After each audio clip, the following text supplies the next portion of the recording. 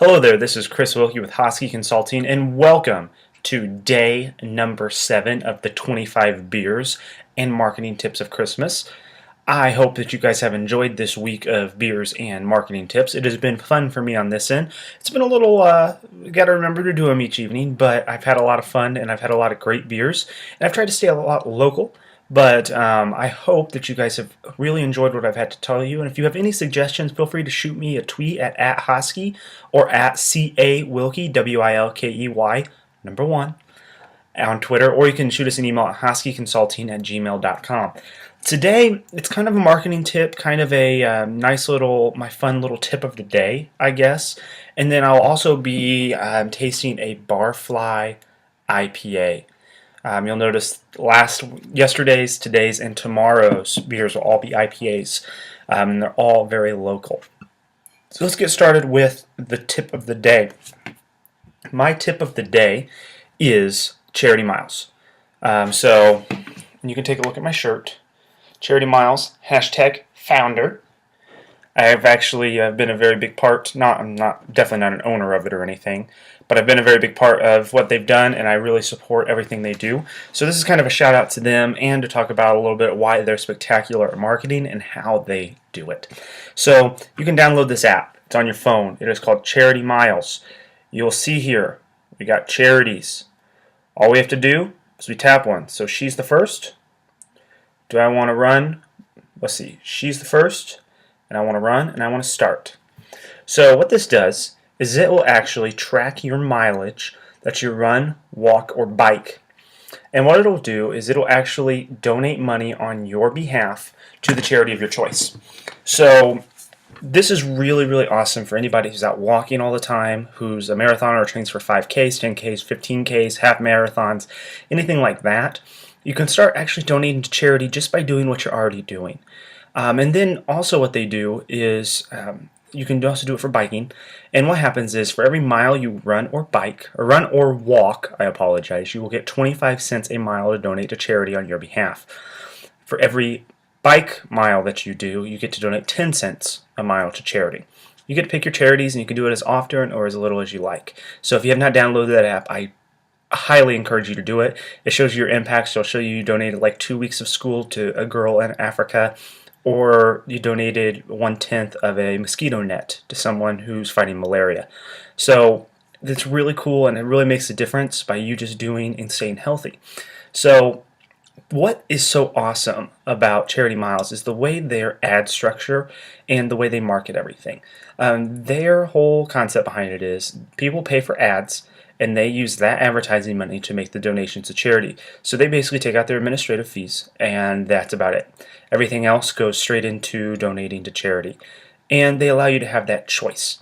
So the tip of the day that goes along with Charity Miles is giving people that feeling that they get to make a choice on where it makes a difference. So if you are a cause-related organization, nonprofit, for-profit, but it helps people out, whatever, people really enjoy having a choice and know exactly what they donated to.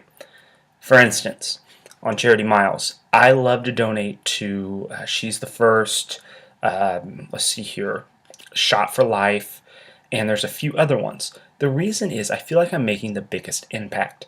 I know how many weeks of school I donated, how many shots I've donated to help people from their immunizations, or how many of this or that I've donated. That really motivates me to do more because I get to see the impact of what's going on. They had a fundraising campaign on Indigo. That's where the shirt came from. And what they were doing there is they were trying to raise some more money to release their new edition of their app, and also to kind of pad their account that was going to donate the money to the charity, so they wouldn't have more to donate. The Indigo account had 5 or 6 different options for donations, and then I got to pick how much I wanted to donate because of that. And I actually donated the one I felt like I was making the biggest impact on. Just graduated college. I think I did this while I was in college because it got sent to my apartment. I was still in college, and I donated like $70 or $80 to Charity Miles because I really believed in what they were doing, and I got to get the rewards from it.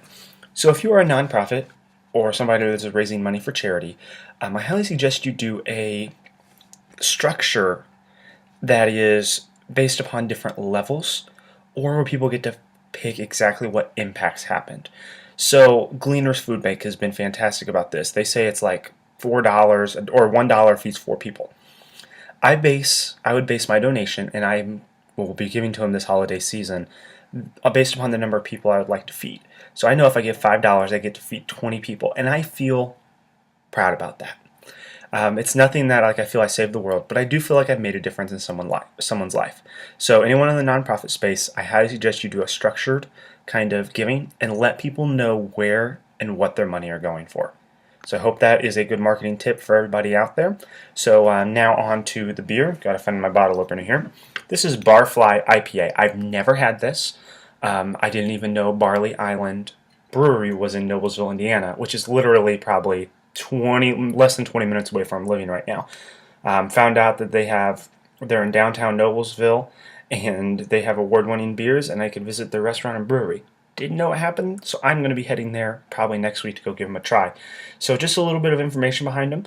It says this Barfly IPA is clean with maltiness, warmed by a load of fresh aromatic hops. Barfly IPA is equally fascinating from your first sip to the last call. So let's give this an open here. Oh, that smells a lot different than my last IPA that I had yesterday with Flat 12's Half Cycle. So, wow, that's really foamy. We're going to let that sit for a second, and I'm going to give you a little story on my mug. So my mug here is the Mug Club from Scotty's Brewhouse. So if you haven't followed Scotty's on social media, they're very good at what they do on there. Scott Wise does a fantastic job.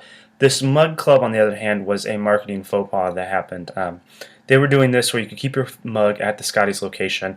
Every time you go in, you'd have your same mug. You get discounts on your beer, and you felt like you were part of a club.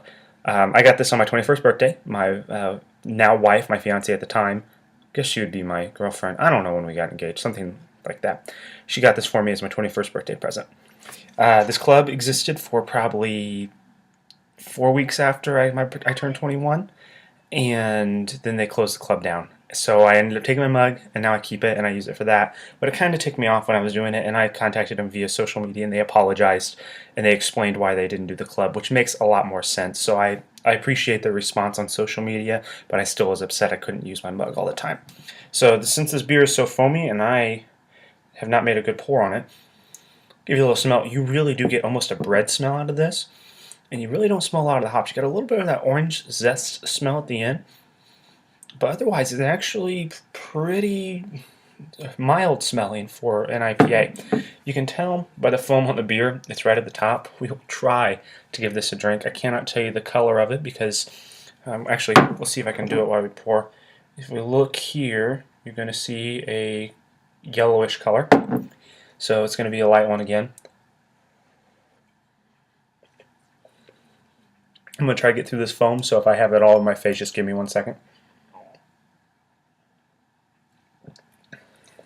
And that's a lot different IPA than normal. It really does, as the label says, has that maltiness, almost that bread flavor, so you kind of have that grainy taste, but it has that hoppy smell, and it just gives you that nose that kind of tingles it and tells you there's hops in there. You still get a little bit of the hop flavor, but it's actually, I really like this IPA for an IPA.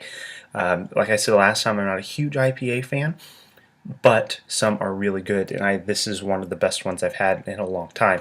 So Barfly Island, what's Barley Island? Barley Island, fantastic job on your IPA. Everyone else, if you're out and about or in the Noblesville area, definitely stop by and give their other beers a try. I'll be there in the next week or so to give them a try, and I hope you have a fantastic rest of the evening, and I will see you all tomorrow, which is Sunday, I believe, and I will be going over day number 8, tip number 8, and I think I have a Triton rail splitter to be trying, so look out for that, and I will see you all tomorrow.